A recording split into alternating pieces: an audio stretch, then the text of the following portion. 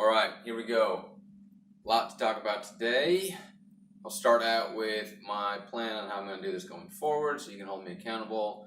If anyone gives a shit, I'll try to hold myself accountable. Plan is to do a weekly recap, kind of like the weekend update from back in the day, to cover anything business, personal, health, spiritual, yada, yada, yada.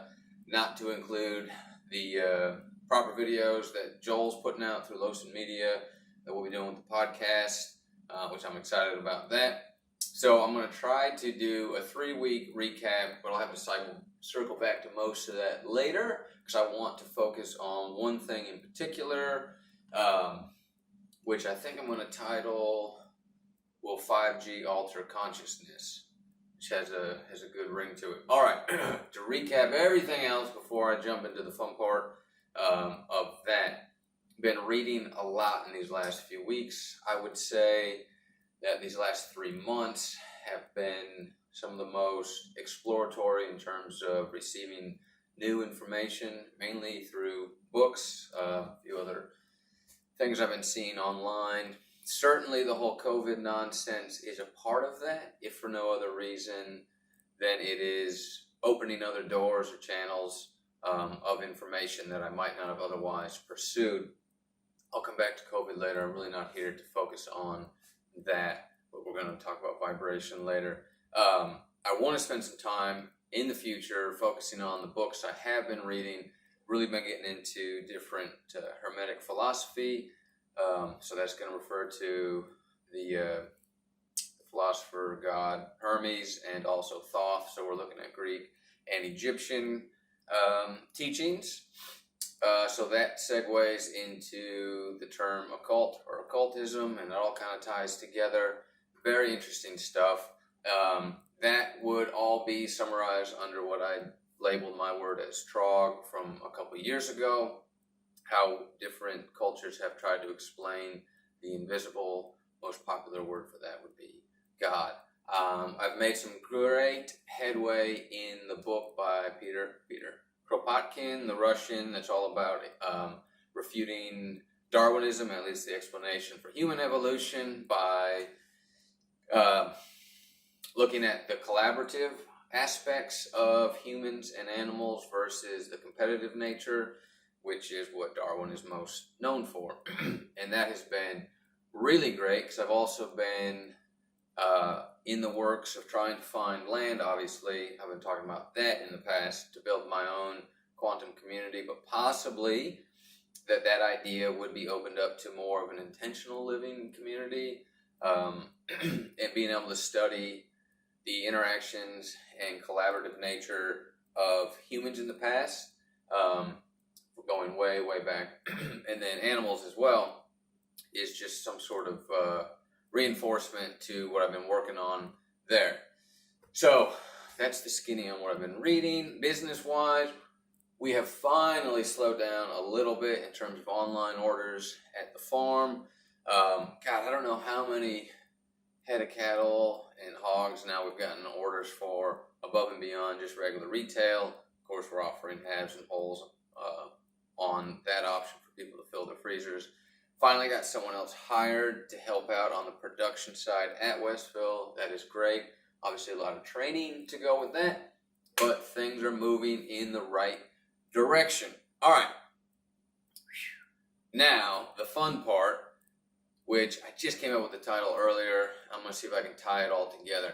I just discovered this guy named Rupert Sheldrake. Maybe you've heard of him, maybe not. We'll call him science philosopher. And I've watched 2 or 3 of his speeches, and they're pretty recent, even though he's been around for a long time. And the title of them keeps coming back to his explanation or his theory of, is the sun conscious? All right. And from that, I'm going to give you the brief history that kind of leads up to his theory. I highly encourage you go listen to him. He's got a few different talks. There's a TEDx talk that was banned from TED because it's a bit of an anti-science base. What is this book called? Maybe The Science Delusion, I believe, which is obviously trying to refute the famous or somewhat famous book, The God Delusion, which was written by Dawkins, right? So opposite camps within science there. But I'll let you go watch his presentation. I'll kind of give you the lead up to it so that we can then bridge to my idea of is 5G going to affect consciousness? All right, so we'll take a step back. Long ago, it was just taken for granted, and many cultures believed that all things, including the sun, had some sort of consciousness or qualities of that nature. When you look at, Greek and Hindu religions, that will be naming the sun and giving it personal qualities. Then we fast forward to the days of Aristotle, and we look at the base word of animal, which is anima, which I believe is either Latin or Greek for soul. So even at that point, we're still seeing that there is a belief that there is purpose and intent and soul or spirit in things beyond God and humans. All right. Then after that, I told you, super brief, we get to Rene Descartes, probably most famous for, I think, Therefore I Am. And at this point, he puts forth what is dubbed, I think, Cartesian duality, and that for whatever reason, all of consciousness in the whole universe is now subjugated to just three main places: God, angels, and human minds. Oh no, we're almost out of video. Fucking technical difficulties. Okay, we were in the middle of the Sheldrake, Does Sun Have Consciousness thesis. All right, so people think sun has consciousness, then we reach the Cartesian duality. Suddenly it's just God, angels, and humans that have consciousness. And this gives way to the mechanistic materialism, which has kind of been the pervasive backbone of science for a long time. So mechanistic meaning machine-like. So everything is a machine without purpose, without soul. Materialism, think of that as it is all just matter, and matter has limited consciousness. Certainly humans, and as we talked about with Rene Descartes, the angels and gods, maybe they'd be willing to say that certain animals have it, but it ends there. So that has kind of been the school of thought scientifically for a long period of time, the mechanistic materialism. You did have certain dissenters, and mind you, I'm just giving you the cliff notes from the 3 presentations I watched of Sheldrake talking, so go listen to him so you can fill in all the gaps. He references quite frequently a gentleman named Alfred Whitehead, and I'm not sure when he appeared. I think this is going to be around the time of Einstein, so maybe early 1900s. And Whitehead put forth a new way of looking at all this, and he believed that the universe is an organism. And whereas previously things were thought of as like a static point, like an electron is matter, he was willing to look at it in terms of time versus space, that when you look at an electron, it is on a wave, okay? Well, how else can we think of waves? Vibrations, okay? So vibration is the word I'm going to use to tie back in to the COVID, which I mentioned earlier. In the space-time continuum, or in the space-time debate, think of it in spiritual terms when people say, because they always think of it spatially, you can't look outside, you must look within. And Whitehead wanted to think of it as looking at it at time. So when we look at the polarity of electrons, when you see it, it's at a point in time, but it's actually on a wave. So that's going to be somewhere else in the future. I know that's probably not making a whole lot of sense, but think of matter as waves, electrons as waves, so they're moving over time.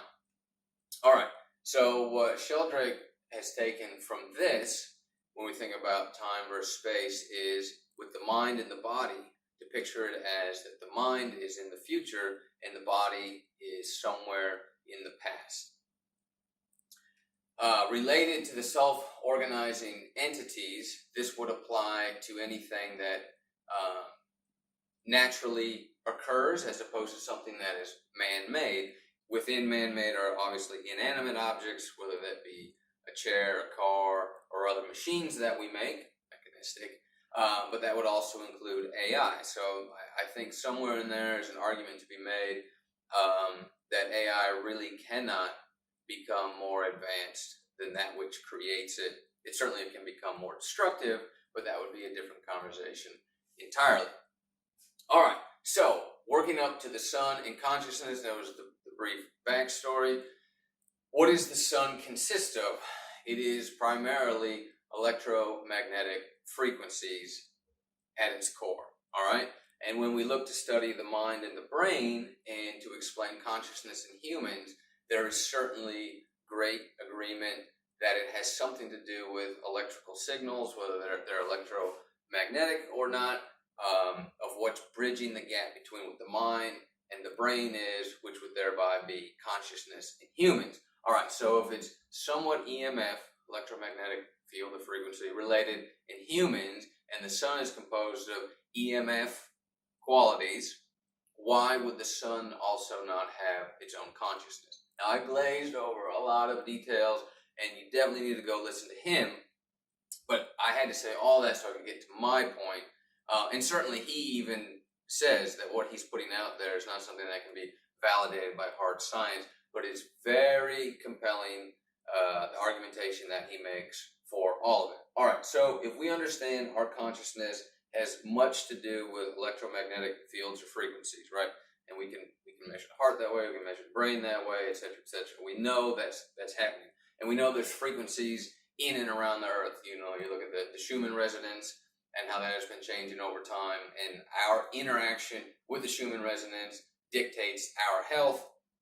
All right, and the sun is pulsing out EMFs, so we're on board with all that.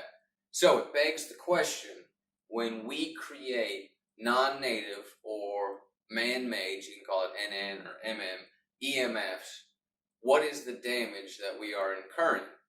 This goes back to everything that Dr. Cruz has been talking about, that I've been trying to learn and then reteach in terms of the health issues from non-native EMFs, whether that's cell phones, routers, to certain degrees, you know, smart appliances, and now the biggest threat to our health, which would be 5G technology, which is a very dangerous pulsing non-native EMF that is going to be pulsing at, 60 billion hertz per second. Meanwhile, the body resonates at like 60 to 100 hertz. Okay, so we've created these things that are obviously interrupting with us on a mitochondrial level, but now the argumentation can be made, are they also interfering with us on a conscious level? I just came up with this not long ago. Certainly other people have probably thought of it. What does that mean today for you? It's the same recommendations that Jack's been talking about in the past, which is limit your interaction with non-native EMFs. So put your phone off or in airplane mode when you sleep. And now I would be curious if they were to do studies on meditation when we are in near proximity to non-native EMFs versus out in nature, how that might look different. This is a good idea. So obviously turn your phone off when you're meditating or sleeping. These are just the low-hanging fruits of things to do to reduce non-native EMF exposure, specifically if you're concerned that it might affect consciousness, which now I'm very interested in. All right, so we made the tie back to Cruz and his 5G affected consciousness, and then quickly the tie back to COVID. So we've already pointed out, or I'll say it again, that everything has a vibration, whether that's sound, light, thought, music. Think about the radio. You turn it to one station, but you can't hear the others. That doesn't mean they're not out there floating around as waves. We just can't see them, and if we don't have the antenna tuned to that, you're not going to hear all of them at the same time. So everything has a vibration. We were just talking about electrons as a point on a wave. It's a point on vibration. All right. Love, hate, happiness, and what's one more thing that would have a vibration? Truth. So to tie this to COVID and all the nonsense that's been going on, I believe that truth has a different vibratory resonance than that of non-truth, and that the cleaner you can make your environment, both on a conscious level, conscious, subconscious level, the information you're feeding yourself, the environment that you're in physically and emotionally and spiritually, that will be a major determining factor in your ability to sift through the bullshit and the truth. So clean up your antenna, do some ice baths, maybe drink some bone broth, get up and watch the sunrise. All the things we've been talking about will only strengthen your ability to seek and discover the truth. And that's really the point of all this. And to the best of your ability, avoid those goddamn 5G towers. All right. That was plenty long, but I think we covered a lot of good stuff. Hit me up with any questions or thoughts, but I'm going to continue to ponder this in the near future. Cheers.